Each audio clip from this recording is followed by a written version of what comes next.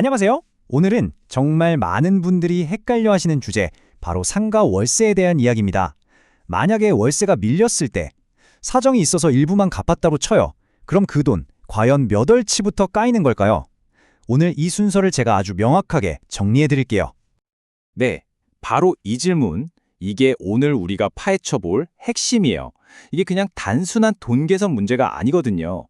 임차인, 임대인 모두를 정말 골치 아프게 만드는데 사실은 이게 잘못 처리되면 계약 자체가 위험해질 수도 있는 아주 중요한 문제입니다.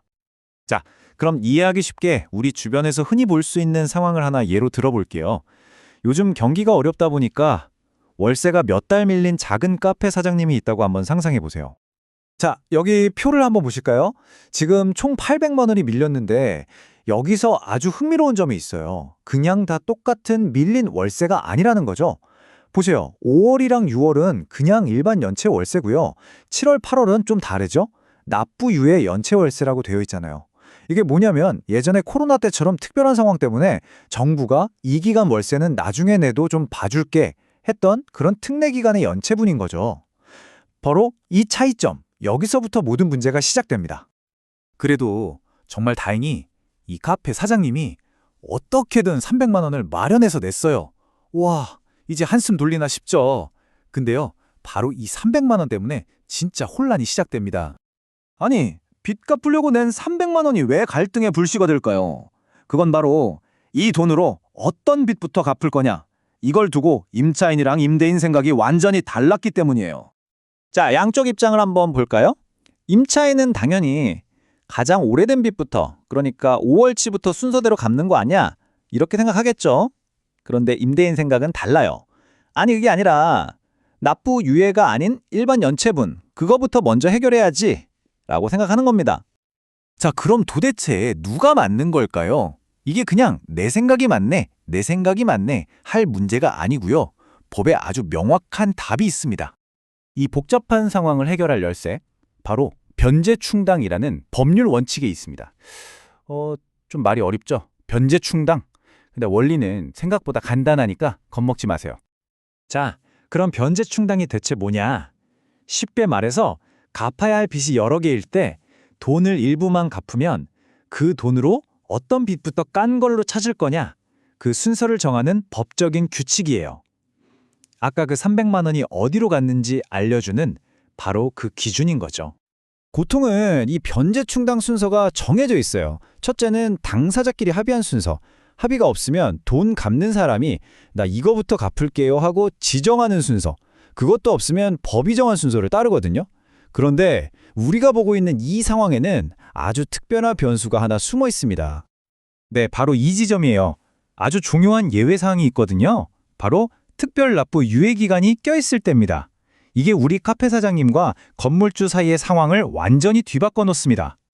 법조항을 보면 이런 내용이 있어요. 특별 납부 유예 기간에 연체된 월세는 다른 일반 연체 월세보다 나중에 갚는 걸로 처리될 수 있다.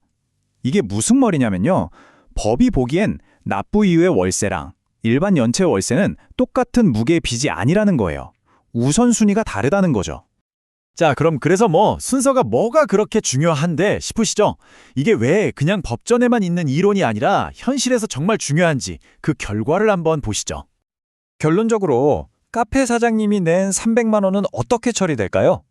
법의 우선순위에 따라서 우선순위가 낮은 납부 이후의 월세는 일단 뒤로 미뤄두고요. 급한 불인 일반 연체부터 끄게 됩니다. 그러니까 5월치 200만 원을 다 갚고 남은 100만 원으로 6월치 일부를 갚게 되는 거죠. 자, 이게 무슨 뜻이냐면요. 분명 300만 원이라는 큰 돈을 갚았는데도 여전히 일반 연체인 6월 월세줌에 100만 원이 빚으로 남아있게 되는 거예요. 이게 아주 큰 차이를 만듭니다. 왜냐하면 이렇게 일반 연체가 남아있다는 건 법적으로 여전히 채무 불이행 상태라는 뜻이거든요. 이건 그냥 찝찝한 문제가 아니에요. 이게 심하면 임대차 계약 해지 사유가 될 수도 있고요.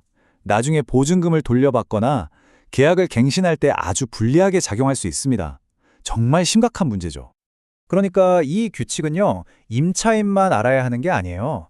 임대인 입장에서도 이걸 정확히 알아야 나중에 법적인 문제 없이 깔끔하게 자산을 관리할 수 있는 거죠. 양쪽 모두에게 정말 중요합니다. 결국 이 변제충당이라는 규칙이 왜 있겠어요? 나중에 네가 맞네, 내가 맞네 하고 싸우지 말라고 있는 거거든요. 논쟁에서 이기기 위한 게 아니라 애초에 논쟁을 막기 위한 아주 중요한 안전장치인 셈이죠. 자, 그럼 오늘 내용 핵심만 딱 정리해 드릴게요. 임차인이시라면 꼭 기억하세요. 돈을 일부 갚았다고 해서 안심하면 안 됩니다. 내 계약을 위험하게 만드는 일반 연체가 아직 남아있을 수 있다는 걸요.